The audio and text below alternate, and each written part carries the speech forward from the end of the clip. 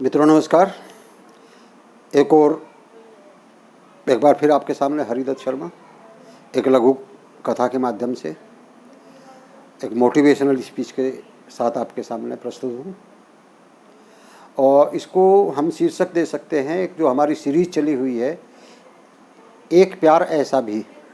इससे पहले इसके 2 पार्ट आ चुके हैं, आज इसका तीसरा भाग है, एक प्यार ऐसा भी भाग 3। मित्रों, इसको राखी स्पेशल भी आप कह सकते हैं, क्योंकि कल राखी था, राखी का त्यौहार था, तो इसको राखी स्पेशल भी हम कह सकते हैं। तो देखते हैं कहानी के माध्यम से। मित्रों, एक लड़की होती है जिसका नाम सविता होता है, और उसकी भाभी होती है। लड़की सरिता नाम की जो लड़की है वो शादीशुदा है, अपनी ससुराल में है, और उसकी भाभी होती है जिसका नाम कविता है। तो सविता राखी के अवसर पर 4-6 रोज़ पहले डाक से अपने मायके में राखी भेजती है और अपनी भाभी कविता को कहती है कि भाभी मैंने राखी भेज दी है, 1-2 दिन में आपके पास पहुंच जाएंगी, तो आप प्लीज़ बता देना मुझे कि राखी पहुंच गई या नहीं पहुंच गई। तो उसकी भाभी कहती है ठीक है बहन जी, मैं बता दूंगी। वो 2-3 दिन बाद कॉल करती है, पूछती है कि भाभी क्या राखी पहुँच गई। तो उसकी भाभी बोलती है नहीं, राखी नहीं पहुंची। वो 2-3 दिन फिर प्रतीक्षा करती है, 2-3 दिन बाद फिर कॉल करती है, तो पूछती है क्या भाभी राखी पहुंच गई। तो उसकी भाभी मना कर देती है। फिर राखी से 1 दिन पहले फिर कंफर्म करने के लिए फ़ोन करती है और पूछती है कि भाभी क्या राखी पहुंच गई। तो उसकी भाभी कहती है नहीं दीदी, आपकी राखी नहीं आई है। तो भाभी को बड़ा अपसेट सा होता है और वो सोचती है ठीक है, राखी नहीं पहुंची तो कल मैं आती हूँ, मैं राखी लेकर के आऊँगी, रक्षाबंधन का त्यौहार मैं आकर के खुद मनाऊँगी। मित्रों, इस तरह से वो लड़की अपनी मायके आती है, राखी बांधती है और हर्षोल्लास के साथ वो अपना त्यौहार मनाते हैं। और जब वो चलने के लिए वहाँ से होती है तैयार, तो वो अपनी माँ से मिलती है और माँ उसको शिकायत के लहजे में कहती है कि बेटा तुम तो मेरा पता भी नहीं लेती, तुम मेरे पास आती नहीं हो, देखो कितना टाइम हो चुका, तुम आए नहीं हो, बीच बीच में मेरा पता लेना चाहिए, आपको लेते रहा करो। तो मित्रों, उस लड़की की माँ कहती है कि तुम्हारे पास भाभी तो है आपकी देखभाल करने के लिए, क्या भाभी आपकी देखभाल नहीं करती। तो इस बात पर मित्रों उस लड़की की माँ बहुत भावुक हो जाती है और कहती है कि तुम्हारी भाभी बहुत ध्यान रखती है, बहुत ख्याल रखती है, बहुत प्यार करती है, बहुत सम्मान करती है हम लोगों का, और हम तो ऐसी बहू पा करके, ऐसी बहू के रूप में एक पुत्री पा करके हम तो धन्य हो गए।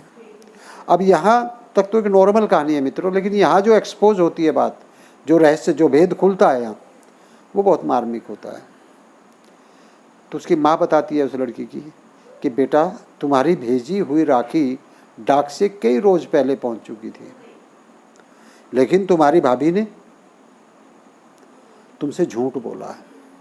और हम सबको भी कहा कि यदि दीदी का फ़ोन तुम्हारे पास आता है तो तुम्हें भी दीदी को ये कहना है कि राखी अभी पहुंची नहीं है।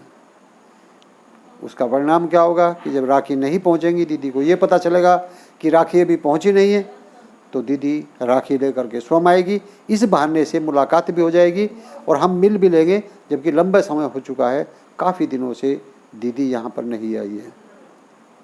तो मित्रों, एक भाभी अपनी नंद से मिलने के लिए, राखी पर उसको बुलाने के लिए, उसको आमंत्रित करने के लिए झूठ बोलती है, जबकि राखी डाक से पहुँच चुकी होती है। क्योंकि एक अवसर ऐसा है जिसको वो छोड़ नहीं सकती थी, राखी नहीं पहुंचेंगी तो एक बहन जो है भाई के पास अवश्य आएगी, ये जानती थी। तो भाभी ने झूठ बोला अपने नंद को बुलाने के लिए, और नंद ने भी जब इस बात को सुना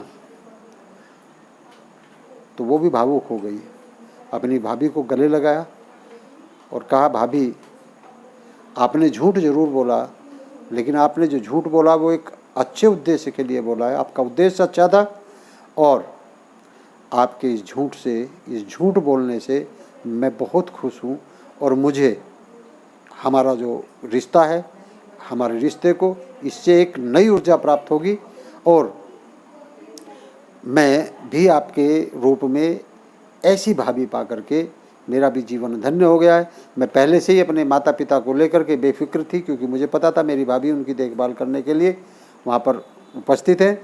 लेकिन अब मैं बिल्कुल चिंता मुक्त हो गई हूँ और मुझे किसी भी तरह का कोई फिक्र नहीं है, क्योंकि मुझे पता है कि उनकी देखभाल करने के लिए मेरे रूप में आप यहाँ उपस्थित हैं।